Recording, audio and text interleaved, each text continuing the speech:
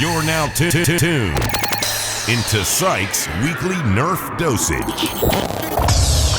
Hey, what's up, good people? Welcome to episode 120 of Pwn. I don't know if I should say 120 or 120, 120. But yeah, it's been a long journey so far, 120 episodes, and I'm still pushing for more. But anyway, welcome to this episode, and I hope that you guys are doing good. Check out the video title. This episode is all about this baby over here, which is the Nerf Rayven Magpul PDR Conversion Kit. And I got this off Taobao, links in the description below. Although before you guys go ahead and click the link, I want to tell you that I did not enjoy this build, not particularly. I enjoyed the paint job, but not the build. Okay, so this is the PDR. Some people actually call it the PDW-R. The sales page actually says PDW-R/P90. So it's really your choice, what you want to call it. To me, at first I thought it looked like the PDR. At first I thought it looked like the P90, but then one of my friends, also a very active member on Nerf SG, Tim, he actually said, hey, it looks like the PDR. So I was like, what the hell's a PDR? So I'm going to check it out, and it really looks like the Magpul PDR. PDR stands for Personal Defense Rifle, so it really is, however you want to interpret it. But yeah, this is based off a Rayven, and you're supposed to chop off the shell. This whole part over here and this whole part over here, and there's two versions online. One is a low profile version and one's a high raised rail version. The low profile version means that there's no rail up here, it's just flat all the way, which to me is kind of ugly. Yeah, I actually saw this when the Strife Chris Vector kit was first released, and I saw it was from Fusion 3D, and then someone else posted a picture that I'm not able to trace back on the Nerf Modest Welcome page, and it was of this this version of the kit, and I was like, oh, that's kind of sweet, so I wanted to get it and do a review. But after I received it, it was kind of crappy. It took a long time. I spent a long time on it, and that's not what you're supposed to do with 3D printed kits, in my opinion. I had to actually sand down quite a lot of this, and I had to readjust everything. I'll tell you guys a bit more, but yeah, I will break down the paint job for you guys first. This is all orange, as you can see. It's spray painted orange, so is the trigger and the rev trigger, and the jam door is in the original stock color. I thought it was interesting to leave it as its original gunmetal. And then I had a base coat of gunmetal, and I did this really interesting effect, which is a water droplet effect. And on the bottom side, going up this way, is orange, the same orange as used here. And on the top side, I used silver. And they're all Tamiya paints, including the gunmetal base coat, all Tamiya based paints. Very interesting because it's my first time trying it out. Never really expected it to turn out well on a Nerf blaster, but it did. However, the process was a really long process, and I made a tutorial, and I would like to share that with you guys, so check it out. What's happening here is I'm just about to start the paint job for the water droplets effect, and it's currently in the rainy season here in the country, so I'm just trying to take advantage of the little time that I have before it rains, because it's kind of cloudy. It was sunny a while ago, but it's kind of cloudy. This paint job requires a lot of patience, a little bit of luck if you're in tropical climate. And right now it's the rainy season, so that means a lot of winds, and that's why I have this cardboard thing set up. I've got my blaster on a stand with an old rag or cloth or t-shirt. I've got a bottle of water, the spray bottle of water, and I got two paint colors. So what I want to do is I want to create water bubbles with the water first, and then hit it with a dark color, which I'm choosing for the orange to be the dark color, and then angle this way, and then turn it around very gently, and then use the silver on top. Points to take note is that silver paint is thicker than standard paint or any kind of metallic paints. So this one I'm gonna go for a single pass, but this will be a double pass. So I'll go with this first, and then this, and then one more time with this at the bottom. So I'm gonna try and keep the angles consistent. The next thing you have to take note is that you gotta be very meticulous and careful about this paint job. The water droplets, once you have it on, you cannot let it be shifted or moved in any way at all, and you have to basically wait till it evaporates. So if you guys don't really have sunlight to help you evaporate, I have a solution. I'll share it with you guys later. Okay, so here we go. First of all, we're going to get this water droplets onto the blaster shell itself. Oh, and this will help you guys see a bit closer. There we go, magic lens. So what you guys want is a mixture of big and small size bubbles. So just keep spraying and adding water till you get the water droplets of size that you like.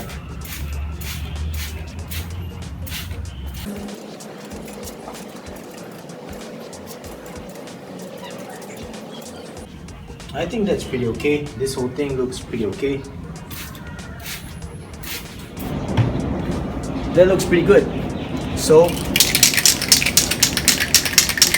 now I'm gonna get first color, and this is the angle I want. This diagonal from the back, from the bottom back, and then I want the light color to be from the diagonal top.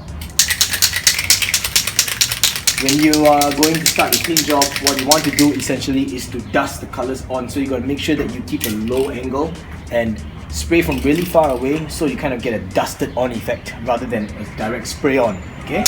Now you notice that there's some colors over here because I've already finished the first side. You know, I had to make sure that I get it right before I actually kind of teach you guys, right? So here you go. Another thing to take note is that because you want to dust it on, you don't want to start pointing and squeezing the nozzle on the blaster itself. You want to do it from outside of the blaster and then move it up and down.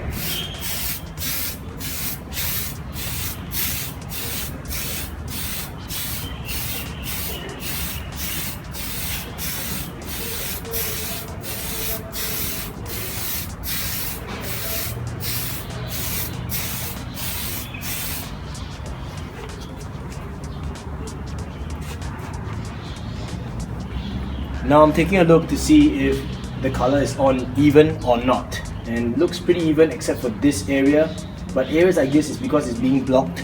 I can't really do much. If I were to try to hit it there, I might get an unnatural look, so I'm just going to leave it alone. Right, this looks pretty good so far.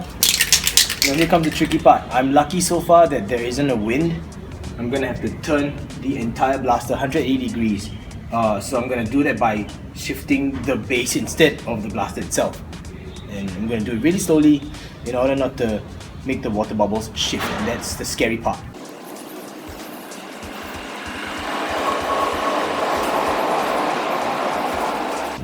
Right, so far so good. Now you guys also have to make sure that when you dust the paint on, you know it's not so close, and the main thing is you don't want the paint to move or shift the water bubbles as well. So second coat of paint is going to be silver from this side up, and then when we're done with that, I'll probably go for another layer of orange from the bottom up one more time.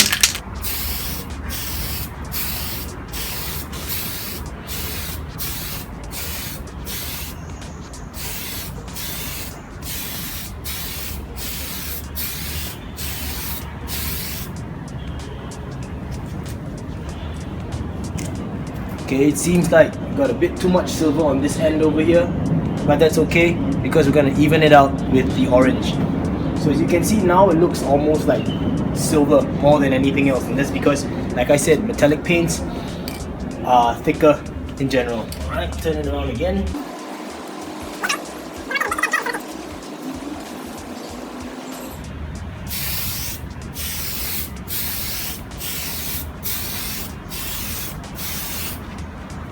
And now you have to basically just wait until all the water evaporates all the way. So pray that nothing falls on it, like no bugs fly and fall on it. The wind doesn't blow and shift it away, whatever. Just wait. It's the hardest part, just wait.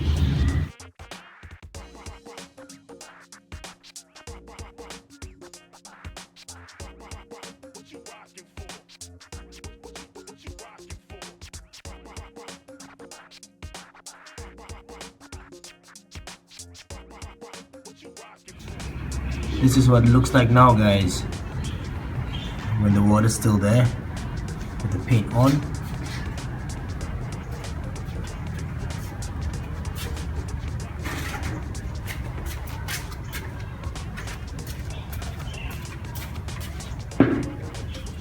You see, on one half silver and the other half orange.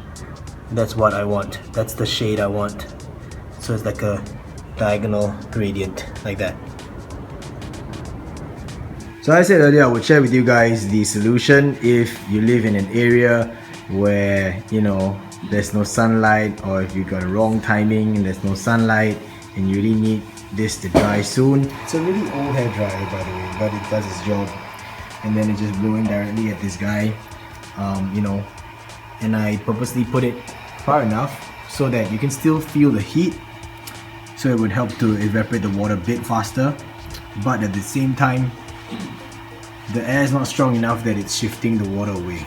So yeah, the unfortunate thing about this whole paint job is just this corner over here, because that's where it's a bunch of putty work, and as you can see, it's really smooth, so there's nothing for the water to grip on. All the water just slides off.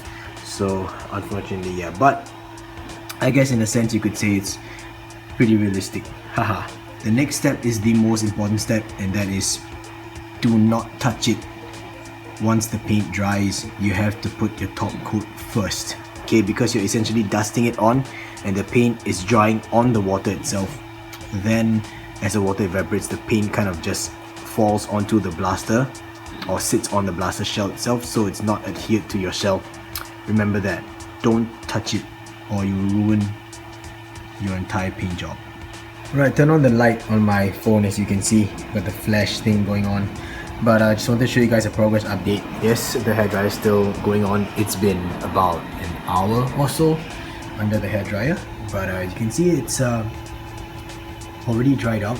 Let me show you guys the difference between this and a part that has still, you know, not yet evaporated water. So there we go. You can actually see the difference. That is still wet, and this is dry already, right? Or drying out, I should say. You guys can see difference. Alright, and let me see if I can find some inconspicuous area to kind of dust it and show you guys what I'm talking about when I said, I mean to kind of rub it so I can show you guys what I'm talking about when I say dusting. That's just a small spot over here somewhere. Okay, so check it out. Okay, I'm gonna use this area over here. Look at that. See how it just disappears now? Okay, so make sure that you cover your top coat first. But that's the update. Welcome back. So if you guys are actually interested in trying out this special effect paint job, please make sure that you have an open space. It's not too windy, free from foreign objects falling onto it, because I actually watched a tutorial online where like a bug actually dropped and fell onto this person's paint job and kind of ruined everything. And also make sure that you don't shift it around. Make sure that you have top coat ready to go. Okay, I have no idea what happened over time, but I have like this warp and this marking over here on my blaster, and I have no idea where I got this little scratch. As you guys can see, it looks like screw threads, but I have no idea where I got it from. But what the heck, right? So yeah, main problems about this kit installation is that, okay, I have to have it raised now. There's a little bit of foam inside here because originally after I installed it, it was angled up. So that's the number one biggest flaw. I mean, the first big flaw of this kit. Like, why is it not aligned? I have no idea. Second, there are only two pictures of it on the sales page. One is of the low profile version, where it's like a top-down shot of the kit installed onto the blaster, and the second one is just a 3D CAD rendering, and there's no blaster attached to it, it's just all the printed parts. Okay, and then there's no installation, so you know, trial and error. And I actually made a huge gaping hole over here. I'll try and pull up pictures. If I have a picture, it'll be about around here. Okay, so hopefully you guys can see what I did to cut up the blaster and that ugly hole. And then, you know, I don't have the world's best putty work, so I just puttied it up and I covered it up with this paint job. And if you're wondering why is this side much better, it's because I screwed up on this half and I did the same thing on the other half, but I went really slow and I realized, oh my god, it's supposed to squeeze it in. So it's, you know, you're not supposed to have a 3D printed accessory or 3D printed cosmetic kit where you have to kind of warp the shell. Okay, it doesn't make sense. But I have an installation, or kind of not really installation, like a talk through or walk through of everything. So I want you guys to check it out, and that includes the internal modifications to this. So here we go. What's up, people? Welcome to my talk through or walk through of my Rayven PDR. Now, before I start telling you about the internals, I want to show you all the stuff that you have to do to the shell, and I'm going to use this half of the shell to explain it to you. Alright, so you gotta chop off quite a lot of the shell. As you can see, it looks very strange now. You gotta chop off this part, make a slot over here, just cut it off all the way. You gotta shave this part down as well. You gotta cut off this part. Okay, you gotta make a whole huge slot over here, and then you gotta drill a hole right in the middle so you can actually install this screw over here. Right, now, when you guys are doing the shell work, you don't have to cut off this part. Okay, this nub over here. Now, I made the mistake of cutting off this whole part.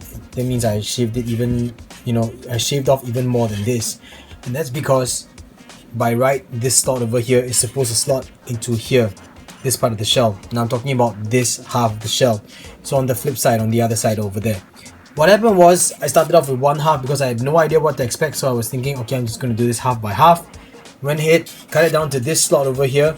And then it wasn't fitting. So I went ahead and I shaved off more and more and more until the whole thing was flat. And I could fit it in with no problems, and I realized that there'll be a gaping hole over here. And then it was only then that I realized that you're supposed to cut it till this slot, and then you're supposed to squeeze it so it would sit in there. So yes, your blaster shell is going to warp a little bit. So that's one huge downside. I feel that 3D printed parts should not force you to warp your shell or squeeze it in such a way that it doesn't fit perfectly. Alright, so that's kind of unfortunate. So yeah, I'll just get rid of this. Oh, you can see my very nice detailing. Okay. Alright, so now onto this half of the shell. First things first, I want to show you the gaping hole. Okay, so I'm going to turn it around and you guys can see. There we go. So I had to fill up that whole slot with putty, and then this was before I actually did the paint job, so I got a bit lucky. Okay, here you go. And if you guys are wanting to install back this rail over here, please take note. You know that the rail is actually held in by a screw, right? On the flip side. So the screw is actually behind this guy over here. So, word of advice, screw back the slot before you actually install this 3D printed piece. Because I went ahead, I installed this 3D printed piece, I tested everything, did a whole paint job, gooped this part down, and I realized that the screw was not yet screwed in. So all I did was just goop everything in. So I gooped this whole thing down. Okay, so learn from my mistake, don't make the same mistake that I did. Alright, now onto the internals. Okay, apart from that, all that nonsense shell work, the internals is actually pretty simple, a lot simpler than most. It's a very, very straightforward kind of modification. 18 GA wires all around, as you guys can see. I got XT60, let me just try and get this guy. Okay, I got XT60 connectors to run to my lipos. Let me just get this guy out. Here you go. Okay, I cut a slot over here so that the lipo will sit inside this original battery slot. I don't have to have any extended battery slot case or something like that. Battery cover. I'll show you guys on the flip side later on. It's easier to see that way. Alright, so I also have motor braking. So that means that the negative end, or negative, what is it called? Pole? Yeah, goes down to the middle. And well, yeah, I'll just give you guys a diagram later that I followed. Yeah, but basically, I'm using the original Nerf micro switch. Now I know you guys are gonna hate me for this, but I'm using this micro switch because I did not buy a new micro switch. I'm gonna use this one till it fails, then I'll change it out to a micro switch, or at least a better micro switch. I'm sorry guys, I know that you guys are all real, true blue flywheel supporters, and yeah, I just wanted to make do with whatever I had on hand. And these are actually a pair of MTB Rhino motors, and these two motors are absolutely amazing when you're running on lipos. Okay, speaking of lipos, I'm actually running this lipo that was introduced to me by Blastertech. Was it Blastertech? Yeah, Blastertech. So it's the Nanotech 1000 mAh 4590C discharge 3S lipo. Okay, just so you know, I'm running on 3S, 3 cell. I know it's a black Sharpie, but 3 cell, 3S, 11.1 volts. And I have a few of these, so I decided, I just want to make use of this to be kind of like universal among flywheel blasters that I'm gonna mod. Yep. The last thing that you gotta do is regarding the trigger. Okay. Now you have to shave off this much of the trigger. That's because this thing right here gets in the way. Let me show you. Here we go. If you don't shave that part off, the trigger's never gonna sit in front. As you guys can see, it's already overlapping right there. See that? Overlapping. Oh yeah, that's the party work. But yeah, it's overlapping. So that kind of sucks. It's almost like as if the trigger was like this all the way. You saw that? It's just forward. So it gets in the way of the clip and the dart, and it also gets in the way of this rev trigger. Okay, now I have the rev lock or the trigger locked in place, so I have to squeeze the rev trigger down first before I can pull.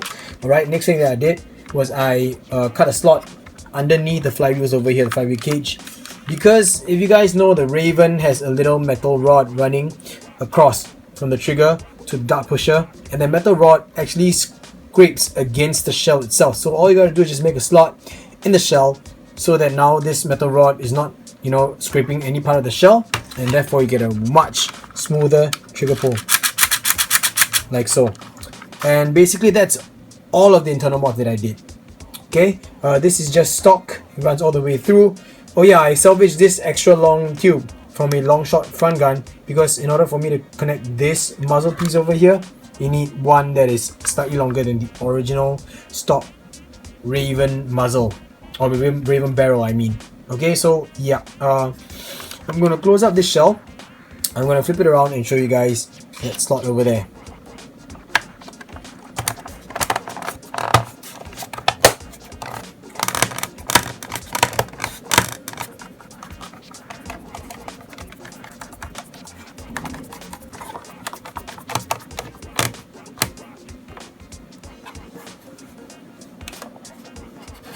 Alright, this is the battery slot. Check it out. You guys can see that there's a huge slot, a huge hole I can put my hand in, and you can see. So I kept this 2 ribs over here. Okay, you guys can see I kept 2 ribs, and it's pretty thin, but I took quite some time to slowly Dremel out, so I got out this part over here, cut a slot on both sides. As you can see, it's hollow all the way. Put my finger through. Alright, and I have done the same thing on this side. Okay, and then I ran the wires out here. So, oh, this thing dropped. It's not that it's gonna make much of a difference, but okay, well, I'll just slot it back in, like so. Yeah, so this is how the battery is gonna sit in. Alright, very simply. You just have to, okay, you can either choose to connect the XT60 connector first or slot the battery in, but just for camera's convenience, or you know, whatever it is, I'm just gonna connect this way so you guys can see. Then have the wires like this, and it's gonna fit very snug. Okay, very snug. So you're gonna slot in the front half over here, and it sits on the inside, and then you're gonna apply some pressure this way and push the battery in like so. Alright, so it sits there, it's never gonna run away. This thing actually sits on the inside, it won't protrude, it won't hit the clip whatsoever. Let me grab a clip so I can show you guys. Won't hit the clip whatsoever, as you guys can see. No problems at all. The wires don't even get in the way. Alright, so it's all good. And then you just close this guy up. Like so. So you guys can see it's completely flat. I'll just screw it in so that you guys have a better view of this thing. There we go. It's completely flat, as you guys can see. Totally flush. No protruding parts at all whatsoever. It's completely flat. And clip goes in, no problems at all, no obstruction whatsoever, and you can still power on. Absolutely awesome. No jams at all. Not even with the clip in. Alright, so it's really good. Now taking out is gonna be, taking out the battery is gonna be a bit more troublesome, but it works anyway. So what you want to do is unscrew this thing, and then you want to disconnect the XT60 connectors first. So find a way to get it out like so. Okay, and then I've always had a problem with this, so I'm gonna have to slowly wiggle this out. But I guess a secure connection like this is always something that you want, you know. So anyway, I got it out. Then what you want to do is you gotta, from underneath, apply some pressure upwards. Yeah, don't think dirty, guys, but yeah, anyway, so I'm gonna have these wires sit on the inside over here. Then I'm gonna push up with my left hand, and with my right hand I'm gonna apply pressure this way, so I'm pressing it against this half and then pulling it up from the back, just like so, and then we can get it out with no problems whatsoever. Okay, so that's how I've done this battery slot over here. and I hope that you guys, if you want, this helps you, with an idea on how you can actually have 3S LiPos running in your Rayven without having to get an extended battery tray or battery cover. Alright, so this is my Rayven PDR, and I hope that you guys like it. It's not a fantastic mod, but I did take a very long time on this, and now, because of all the time and all the effort I invested into this, I actually really like this blaster very much. Welcome back. Now, I didn't really elaborate much on this point in that previous segment, but the Nerf barrel in this thing is actually salvaged from a long shot barrel, and that's because the stock barrel that comes with the Rayven is not long enough for you to attach this unless you glue this on the front, but you want a barrel that runs all the way through. Okay, so if you guys are interested in getting a replacement barrel and you don't have any to spare, you can check out Worker, because Worker actually produces some really cool barrels. It comes in I don't know what you call it, clean, smooth. It's a smooth inside, and one is rifled. So it's really your choice. I think it's rifled and straight, or is it smooth? I forgot. But it comes in a couple of really cool colors: orange, black, and clear orange, which is awesome. Clear orange is really cool, but the black one is nice too. Okay, so it's the same ID and OD as a stock Nerf barrel. So you guys might want to get it. Comes in like, I think a 1 meter long kind of tube, so you can just cut it down. But yeah, you guys already saw that the battery, sits inside here very well. So I'm just going to give you guys a really quick firing demonstration. And I have with me an 18 dart clip. Yeah, I only found like 17 of these V3 ACC darts or nipple darts. And then I just put one streamline on top. Okay, rev trigger is standard feel, but I really like the trigger on this one because I actually improved it. Super smooth. I really enjoyed it. You guys can check it out. Here we go. Alright, so quick firing demonstration for you guys. Just gonna empty out all of these darts. Okay, yeah, here you go. Quick look. Next thing I want to mention before I go ahead, it's because you guys are probably wondering why did I not use the PMag on this thing. And the reason why is because the PMag doesn't fit on a Rayven. It's not because of this Rayven, it's a PMag doesn't fit on the Elite Rayven at all. It's because of this over here. This part of the PMag is a bit higher than usual, so it sits all the way in, but it doesn't lock in place, so there's no point. Right, so here we go, all 18 darts fired at the wall. Let's go.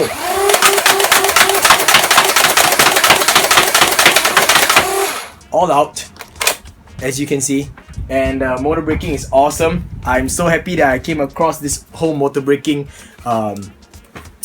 circuit, and I'm very proud of this P90 now, or this PDR I should say, now that I've done all the paint job and I've rewired and done the whole internals up nicely, and I had to take a lot of precautions. I had to do a lot of trial and error, a lot of time and effort put into this thing. So before you guys go ahead and get the kit, if you're interested, the print quality is not that great. I had to sand it down quite a lot. This seller is not very fantastic. This is my horror story about it. I actually ordered the Strife Vector kit when it first came out by Fusion 3D. Only about a week later did F10555 make or release their kit, so that was kind of sucky, but I already ordered it, and I ordered it along with this P90 or PDR kit. And after about 6 days, the seller contacted me saying, hey, there's gonna be a delay. The items will be printed within the next 6 to 20 days. Or was it 10 to 20 days? I was like, I guess I already paid you my money, so okay, I'll just wait. And I waited another 20 days. And at the end of the 20th day, the seller actually sent me another message saying, hey, I'm really sorry, but there's another delay. I'll get it to you in, I'll get it printed out in 6 days. I'm like, okay, so I waited another 6 days. So that's really like 26 plus 6. That's 32 days. So during that time, the seller took a picture, a top-down picture, and I don't know if I can pull it out. If I can, I'll just put it over here. But took a top-down picture of all the parts mixed up. That included the Strife Vector kit and the PDR kit. And I had no idea which went to where because it's all like top-down view and you can't really see anything. So I said, hey, it looks like I don't have the Strife grip and I don't have the top rail, but I want to check with you if those are there, and could you please tell me if if anything's missing. So the guy said, for the grip and for the top rail, you have to purchase it separately. I'm like, didn't it come in a whole kit? Okay, never mind. So I said, well, then could you tell me if the PDR parts are there? And he said, I don't know. I'm like, what kind of seller are you that you're actually printing these stuff for me that I ordered and you're telling me you don't know? I'm like, you know what, YOLO, fuck it, just send it over. And well, it came in 4 main parts, which is this square over here, this grip, which is 2 sides glued together, as you guys can see. There's a little screw slot over here. I forgot to mention that you screw in, but that's completely optional because you kind of slide it in and it's super friction fit. You have to sand it down in order to fit. If not, it will split open, and mine already split open at the back over here. Yeah, kind of sucks, right? And then you have this whole top rail that you have to, find your own screws to screw into the top where it connects over here, and then this muzzle piece. So these are 4 main pieces. But because of the way it angled up, I had to shift it up and put a bit of foam. So I had to re-drill another hole, and then I screwed in these 2 screws, and that was just, yeah. And you can see that it's a bit like dirty on the inside, and that's because print quality is really, really bad. Run your finger across it and the filament will just start popping out, and it's disgusting. So I had to basically sand everything down. Use the file, by the way. That's why it looks really funny over here. You can see like the print lines, and then suddenly like there's some parts that are like faded, and that's because I sanded those parts down. And then I put a base coat first, and then I put the gunmetal on it. So that kind of sucks, but yeah, it's something that you should be, not worrying about if you buy a cosmetics kit. It's supposed to be like a drop-in kit. So if you guys are interested in buying this kit, make sure you know what you're getting into. A lot of work, and you have to chop up your Rayven, and elite Ravens in some parts of the world is not easy to come by. In Singapore, we never ever saw the release of the elite Rayven, and it's an awesome blaster, it's just that it never got released, so that kind of sucks. But now that I've done all this thing, oh yeah, there's a gaping hole over here that I have to try and find a way to cover up, because that's where the flywheel is. But after all this work and everything, and all the effort that I put in, all the time, I really, really like this blaster now. I enjoy it. It's running on the awesome MTB 130 Rhino motors. It's just awesome. And yeah, I never thought I would really work with flywheels too much, but this really is quite a gem to me. I really enjoyed it, taking all the time to do this up. And I just guess I want to thank all those people that helped me out in my journey so far, like Blaster Tech, like MTB, Justin, Newbie, who's always giving me advice on motors and rewiring, Kenji for the inspiration, and yeah, basically that's it. So this is my Rayven Magpul PDR converted blaster. Hope that you guys like it. I spent a lot more time than I thought that I would on it. It's a very simple paint job. It's really, really easy to do. I hope that you guys go ahead and try and be, experimental about it. A ton of tutorials about this water droplet style paint job on YouTube. But if you guys are gonna try it out and you have questions, just hit me up in the comments below and I'll be more than happy to answer you guys. Let's move on to the end of the video where I say my goodbyes. Once again, thank you everyone for sticking all the way throughout. I don't think this video is going to be very long, but it's very focused on everything about this blaster, including the paint job, so I hope that you guys enjoyed that. Take it as a little Christmas present from me. I know it's a bit late, but Merry Christmas to you guys anyway, and Happy New Year if I don't make a video on time. I hope that Christmas has been good for you. Christmas this year has been wonderful for me. Spent it with the most important people in my life, and especially with my family too. Managed to give my mom and my dad both a good Christmas present this year. Me and my brother, we combined our powers and we were able to give our mom and dad a really good gift. As long as they're happy, we are both happy. And I managed to spend it with the most important friends in my life, my best friend and everything, so that's just really wonderful. And I got this thing to show you guys, so I hope that you guys really liked it. I know I've been filming early in the morning nowadays instead of at night. I think the light's a little bit better, but it really depends on when I'm free. Alright, so hope that you guys enjoyed it. If you guys like this video, please give me a thumbs up, and if you're not subscribed to my channel, I hope that you guys consider subscribing. I have another mod that I want to show you guys coming up real soon, and somehow you guys actually saw my strife on Instagram and you want me to tell you more about that, so I guess I will in an upcoming episode. Alright, so stay tuned. Till then guys, have a good one. Season's greetings, happy holidays, just pay the bills, and teamwork makes the dream work. Peace.